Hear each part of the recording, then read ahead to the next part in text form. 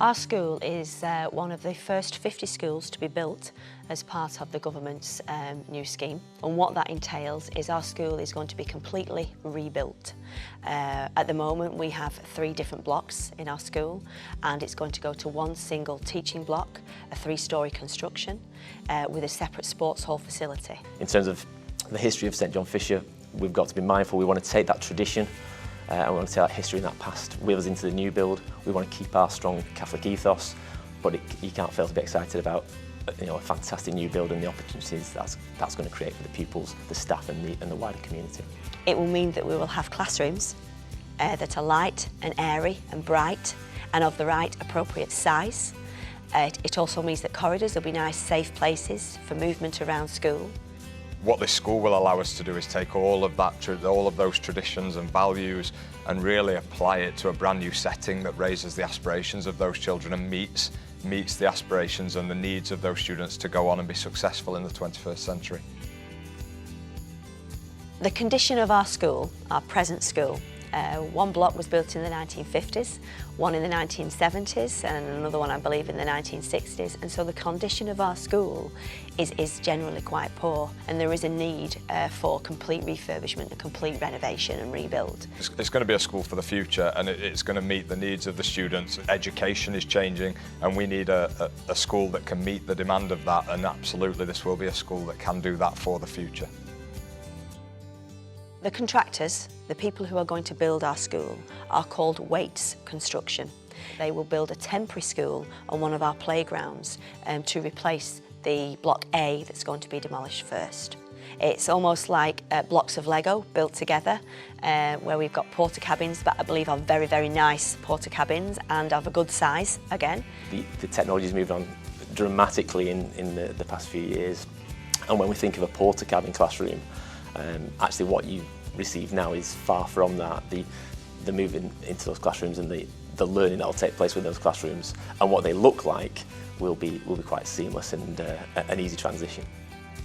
We are looking at every opportunity as we go into the new build in terms of CCTV, in terms of the access and doors being electronic access, a number of different ways that we can further enhance the safeguarding processes that we have available to us, and inevitably new technology brings around new opportunities in that regard. So the layout of the school is going to be changed quite significantly. There's going to be a free floor building, there's going to be a brand new learning resource centre, so if you think about the library we've got now, the technology that will be in that new building will be far enhanced, much greater opportunities for learning.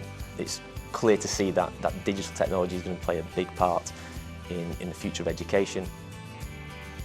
The pastoral hub is going to be at the heart of our school, and that's really important because it is the bedrock and the foundation that allows students to go on and be successful from an academic excellence perspective. We're going to have facilities that allow us to bring different interventions.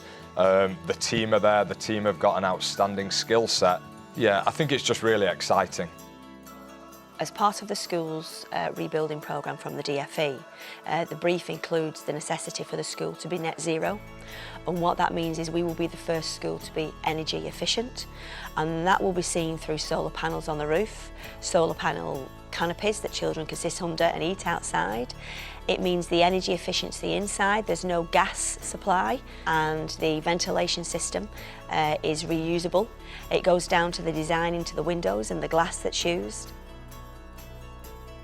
The new school build, the brief in there doesn't actually include a chapel, but because we are a faith school and we requested one in our brief and in our design, the DFE have agreed and Liverpool Archdiocese have contributed the funds to pay for that.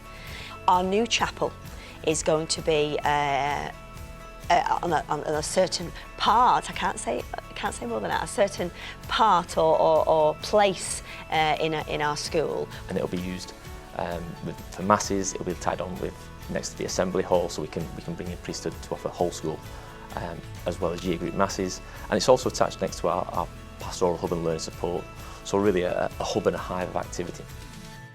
The school sits at the heart of the community, and it's really important that our school drives that. It's going to have disabled access, which we haven't previously had. It's going to be fully enabled to allow for children to move about or adults to move about and access any facilities that we have. There are going to be sports facilities that will be available to the community, meeting rooms. Hopefully individuals or local groups in the area can also benefit greatly from coming in and using those facilities in the evening and the weekends. I envisage that our school site, classrooms, IT rooms will be available for adult learning opportunities, and so again raising aspiration of the local community. There's generally going to be two phases of the build, because one certain area of the school is going to be demolished while they're building the sports hall and they start to build the super block. Contractors will be on site from January next year, January 2022, and they'll begin to build the temporary school. By about June of 2022, the sports hall will be under construction and the children will move into the temporary school block. Starting from September 2022 over to the summer 2023, super block will be built, possibly where we are now sitting, and the sports hall should be completed by mid-2023-24. We'll have the sports hall available to us before we get the super block. And then there'll be a transition and we'll move into the super block while the rest of the other buildings get demolished. We are hoping that it will all be completed by September 2024, fingers crossed. The school is going to look absolutely fantastic.